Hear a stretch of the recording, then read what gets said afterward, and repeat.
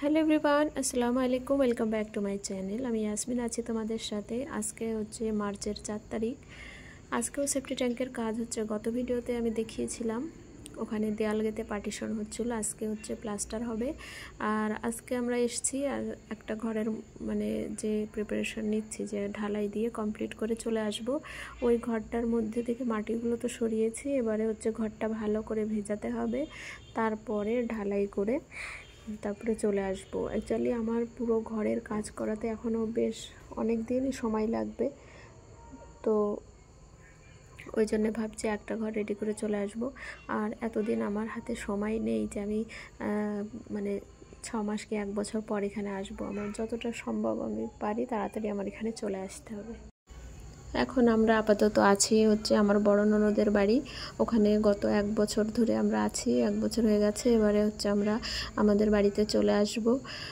তো পুরোপুরি ঘরের কাজ কমপ্লিট করতে এখনও বেশ অনেকটা সময় লাগবে।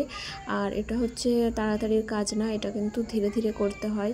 প্লাস্টার আছে, তারপরে ঘরের এমনি যে ইন্টেরিয়ার কাজগুলো সেগুলো আছে, তারপরে ফ্লোরিংয়ের যে কাজগুলো ওগুলো কিন্তু অনেক সময় লাগে। তো ওই জন্য ভাবছি একটা ঘরে আমি এসে যাই, তারপরে আমি থেকে থেকে মিস্ত্রিদের দিয়ে কাজ করাবো।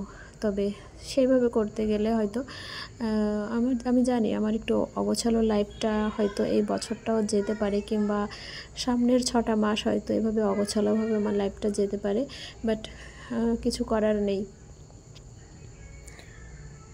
তো সবাই কিন্তু রোজা ছিল, কাজে এসেছিল, 2টো হেল্পার, ওরা রোজা ছিল না। আর আজকেও আমি ইফতার করছি এখানে একা। আর মানে ইয়াসিনের পাপাকে বললাম তুমি মসজিদে যাও, কারণ ওখানে আজকে মসজিদে সবাইকে ইফতার খাওয়াবে, তো মাইকে অ্যানাউন্স করছে। তো এখানে আমি ইফতার নিয়ে বসেছি, চিড়ে খাচ্ছি। আর আজকে আমার আব্বা মার কথা খুব মনে পড়ছিল। আমার আব্বা মা ইফতারে চিড়েটা মাস্ট রাখে, এটা খাই। তো আমার তেমন একটা খাওয়া হয় না, তবে পেটে বল রাখতে গেলে সারাদিন রোজা থাকার পর চিড়েটা খেলে এখানে আমার কিছুক্ষণ মানে আমার খিদের যে ভাবটা সেটা অনেকটা কমে থাকবে।